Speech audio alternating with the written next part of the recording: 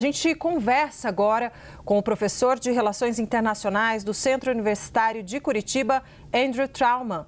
Professor, muito obrigada por encontrar um tempo na sua agenda para falar conosco sobre esse assunto tão importante. Seja bem-vindo, professor. Obrigada. Boa tarde para o senhor.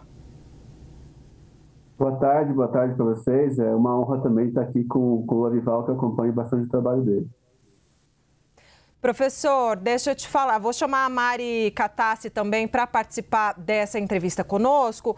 Professor, gostaria de começar para a gente entender o seguinte, fazer um paralelo com aquela troca de hostilidades que aconteceu no ano passado, há cerca de 8 meses, em que foi considerado quase que uma troca de ataques coreografada.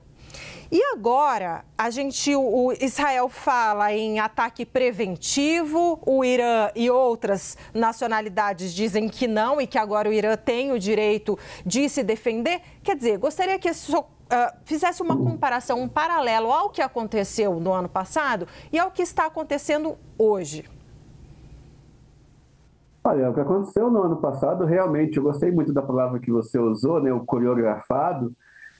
Também pode dizer que foi uma troca de tiros de bala de festim, porque eu nunca antes havia visto um ataque que o Irã fez a Israel, um ataque anunciado com 72 horas de antecedência, numa coletiva. Os Estados Unidos foram comunicados, Israel, de certa forma, foi comunicado que o ataque ocorreria, né? E assim, Israel se preparou para deter esse ataque, a Jordânia colaborou com Israel também.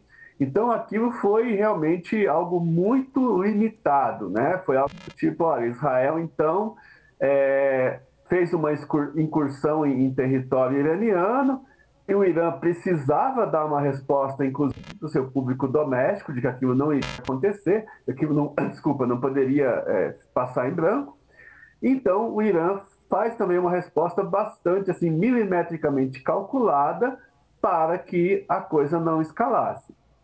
O que nós tivemos na sexta-feira foi algo completamente diferente. A gente percebe que é um ataque, é uma operação que estava em curso já há muito tempo. Porque o que nós vimos ali, em termos estratégicos, em termos de espionagem, foi algo digno de filme, digno de série. Você tinha agentes do Mossad infiltrados dentro do território iraniano, utilizando drones, utilizando explosivos concomitantemente. Então foi um ataque muito ensaiado, muito cirúrgico, claro que já estava sendo preparado há bastante tempo. E como atingiu não só, aí nós temos que também ter isso em mente, atingiu não só as instalações nucleares de Natanz, mas atingiu a capital Teherã. O Irã jamais havia sido bombardeado em sua capital desde a guerra Irã-Iraque, entre 80 e 88, então era necessária uma resposta, até porque tem se falado muito nos 8 militares que foram mortos, mas o número total de mortos é de 78, ou seja, temos 70 civis mortos. Então o Irã precisava dar uma resposta. Então o Irã agora está dando uma resposta, claro, é difícil para o Irã, porque assim, os seus mísseis, né, são terra-ar, são mísseis assim, mais ou menos fáceis, né, de serem interceptados por Israel. Por isso que o Irã lança tantos mísseis ao mesmo tempo, porque aí a gente vai ter o muro, o escudo de defesa de Israel não vai conseguir deter todos, né? E aí os que são detidos, às vezes cai um destroço de um míssil, acaba atingindo algum lugar, enfim. A ideia desse ataque, mais do que ser efetivo, mais do que ser violento, nós tivemos um bom número de feridos, mas poucas baixas, é mostrar a capacidade de reação do Irã, embora, evidentemente, ela seja bastante limitada se comparada com Israel. Só queria pegar também um pouco do gancho do que o Lorival estava falando, porque realmente concordo quando ele diz que ambos veem como existencial, né? No caso, para Israel seria existencial literalmente, é um país diminuto ali, que poderia ser destruído com uma bomba atômica iraniana, e no caso do Irã, o existencial seria o regime, né? O país irano vai ser destruído, mas o regime poderia cair. Então o regime está se vendo muito acuado, muito emparedado nesse momento. Mari. Professor, nós acabamos de receber uma informação agora há pouco de que a população de Israel foi instruída a se aproximar dos bunkers, esses locais subterrâneos onde a população se abriga quando as sirenes tocam em Tel Aviv, em Jerusalém, ao longo de todo o território de Israel. O Irã havia dito que um ataque pesado viria nas próximas horas e agora nós temos aí a orientação para que a população se aproxime dos bunkers. Ainda não é uma orientação para que entre de fato nesses abrigos, mas o que a gente tem observado nos últimos dias é que essa é a orientação que se segue. Diante de todo esse sistema complexo e muito sofisticado de Israel, que inclui bunkers, sirenes, avisos e do tempo que leva para um míssil iraniano chegar até Israel, qual é o potencial de destruição de fato que esses mísseis balísticos do Irã têm sobre o território israelense? Realmente, né? Israel tem esse privilégio de ter esse sistema, como você usou muito bem a palavra, muito sofisticado, que faz com que as pessoas estejam já muito protegidas quando realmente os mísseis caem. Então, a estratégia iraniana, ela deve ser de tentar continuar. O que o Irã pode fazer, eu vou ser um pouco repetitivo agora, mas o que o Irã pode fazer é continuar mandando mísseis em grandes quantidades, esperando que alguns rompam esse domo de ferro, né? E tentar evitar atingir áreas civis, porque acaba dando argumentos para que Israel possa lançar talvez um ataque em maior escala contra o Irã. Então a ideia seria talvez tentar atingir alvos militares, mas assim, é muito limitado o poder do Irã perto do poder israelense, que tem caças e bombas americanas e tudo. O Irã é um país que sofre embargo desde 1980, então a capacidade é realmente limitada. Professor, o senhor mencionou, né, o trabalho da inteligência de Israel infiltrada em solo iraniano, etc. Então, gostaria que o senhor detalhasse um pouco mais o que esse ataque tão preciso, né, eliminando ali alvos de cientistas da inteligência militar nuclear do Irã, nos diz sobre a Mossad. O Mossad tem um longo histórico desse tipo de operações. A gente pode retroceder lá aos anos 50, 60, tivemos a Operação Vinhas da Ira, que é uma operação que ocorre logo após aquele sequestro de atletas israelenses nas Olimpíadas de Munique. Nós temos vários ataques cirúrgicos contra membros de grupos como a OLP, membros de grupos do Hamas. A gente teve, agora para não ficar muito longe no tempo, para trazer para o presente, o ataque, assim, do ponto de vista estratégico, evidentemente eu estou falando, espetacular, que ocorreu contra o Hezbollah, em que eles conseguiram colocar bombas em pagers, né? Pagers, que é uma coisa que muita gente nem sabe o que é, os jovens talvez nem sabem mais o que é um pager, mas eles conseguiram colocar bombas nos aparelhos, porque os membros do Hezbollah evitavam usar o telefone para não ser rastreado, usavam pagers, eles conseguiram colocar explosivos no pager, ou seja, tinha gente infiltrada ali. Tá? Outro exemplo que eu posso dar da capacidade de infiltração do Mossad foi quando eles matam o Ismail Haniyeh no Irã. Ismail Haniyeh, para quem não sabe, era o grande líder do Hamas. Ele vai até o Irã para comparecer à posse do novo presidente e ele é morto na casa onde ele estava hospedado. Ou seja, Israel conseguiu, alguém traiu Ismail Haniyeh, Israel conseguiu obter informações com as pessoas para que fosse cedida essa informação de onde estava o Haniyeh. Então, o que eu acho que é interessante a gente ressaltar para o nosso telespectador é a fragilidade em que o Irã está nesse momento. O Irã foi invadido, acabou com o espaço aéreo iraniano, estava totalmente dominado pelos caças israelenses naquele momento. Israel bombardeou como quis, quando quis, terminou a operação quando quis, não teve, até onde a gente sabe, nenhum caça, nenhum avião derrubado, né? Assassinou os principais cientistas, assassinou o líder da Guarda Revolucionária, ou seja, também decapitou o braço militar do regime e saiu impune.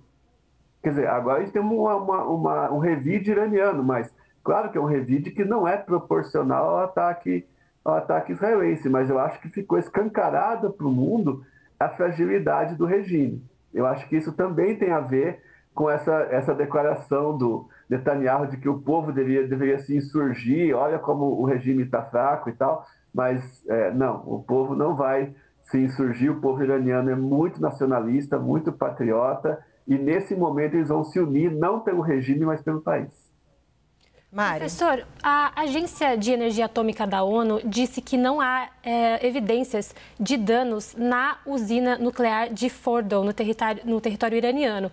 A gente falava agora sobre a sofisticação dos equipamentos israelenses, da inteligência israelense, mas o Irã também tem suas estratégias. Há algumas instalações nucleares subterrâneas a 90 metros de profundidade que não são facilmente atingidas pelos mísseis israelenses. O senhor consegue explicar para a gente um pouco sobre essas instalações, quais seriam as outras opções de Israel para atingi-las e a importância que elas têm para o arsenal potencialmente nuclear do Irã? Olha, o que os analistas dizem é que não tem como você desmantelar o programa nuclear iraniano sem atacar Fordow.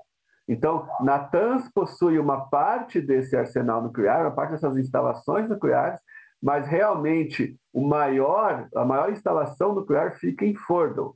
E Fordow fica numa montanha, ou seja, é um bunker. Você falou 90 metros, eu já tive informações até de 500 metros dentro dessa montanha. Então, é muito difícil você conseguir, com bombardeios, chegar a 90 metros ou mais, que seja, para você tentar destruir isso. Você precisa de bombardeios seguidos por dias e dias e dias.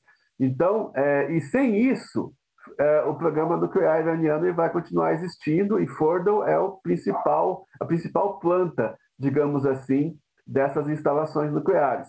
Então, Israel, se quer mesmo fazer isso, vai ter que continuar atacando, ou seja, a gente percebe que esse conflito deve durar dias, semanas, a gente não sabe quanto tempo, mas não é uma coisa que vai parar por aqui. Outra coisa que mostra, assim, apesar da capacidade de Israel, o que mostra essa necessidade de serem dias e dias de bombardeio foi quando Israel matou o Hassan Nasrallah, né, o líder do Hezbollah. Ele estava exatamente num bunker a 90 metros da superfície e precisou que Israel bombardeasse Beirute por dias e dias e dias até conseguir furar esse bloqueio, até conseguir atingir esse bunker. E, evidentemente, para saber exatamente onde estava o Hassan Nasrallah, mais uma vez tinha gente infiltrada dentro do Líbano obtendo essa informação ou passando essa informação para os israelenses. Professor, gostaria agora, a gente está falando bem focado ali entre os dois países, gostaria de ampliar um pouco, puxar um pouco aqui mais à distância para a região, para os aliados. Então, assim, a gente sabe que muitos dos aliados do Irã hoje estão numa situação mais enfraquecida, por exemplo, o próprio Hezbollah, o Hamas, outras nações que estão ali envolvidas nas suas próprias contendas, como a Rússia, etc. E você tem Israel, por outro lado, que tem essa ajuda dos Estados Unidos, mas que nações agora da Europa, que embora estivessem criticando ali a atuação em relação à faixa de Gaza, nessa com o Irã já se manifestaram. Reino Unido, Alemanha, a França, enfim. Então, em termos de aliados, eu gostaria que o senhor trouxesse aí um paralelo entre o time do Irã, o time de Israel e o quanto também, professor, esses aliados estão dispostos ou não a se engajarem de uma maneira mais efetiva em relação a esse conflito. Olha, o Irã está sozinho, né? O Irã está sozinho. Eu acredito até, eu estava refletindo sobre isso agora à tarde, eu acho que até os historiadores do futuro eles vão dizer que Israel foi derrubando os aliados do Irã um a um até conseguir ficar no 1 contra Israel. No caso da Síria, o regime caiu sozinho, né? O regime caiu de podre, o regime do Bashar al-Assad, mas a gente teve a decapitação do Hamas, a gente teve a morte do Hassan Nasrallah, que a gente vê que o Hezbollah não está operacional até agora, e o regime da Síria caiu, o Irã está completamente sozinho. O Irã não tem aliados no mundo muçulmano, digamos assim. Os seus maiores aliados são a Rússia, que não vai largar a guerra da Ucrânia para apoiar o Irã, pode apoiar o Irã nominalmente, verbalmente. A China, tanto a Rússia quanto a China podem usar ali o seu poder de veto nas resoluções da ONU, podem usar de pressão política para evitar o escalonamento da guerra, mas assim, a gente não percebe de forma alguma uma entrada de Israel na guerra, desculpa, de China e Rússia na guerra nesse momento. Quanto à Europa, eu percebo que assim, o Emmanuel Macron e os outros líderes europeus, eles estão buscando separar as coisas, né? Uma coisa é o que Israel está fazendo na faixa de Gaza, realmente, né, como isso são palavras do próprio Benjamin Netanyahu, tornar a vida em Gaza intolerável para que as pessoas saiam de lá, essas palavras do Netanyahu, né? O Smotrich, né, um dos membros da coalizão a parte mais extremista da coalizão, fala abertamente em limpeza de Gaza. Então isso é uma coisa que a gente vê o mundo condenando, só que o Emmanuel Macron e outros líderes europeus falam, não, mas isso aqui é outra coisa. Nós temos um relatório da Agência Internacional de Energia Atômica que diz que o Irã estava muito perto da bomba, então tá ok de que o Irã lance um ataque preventivo.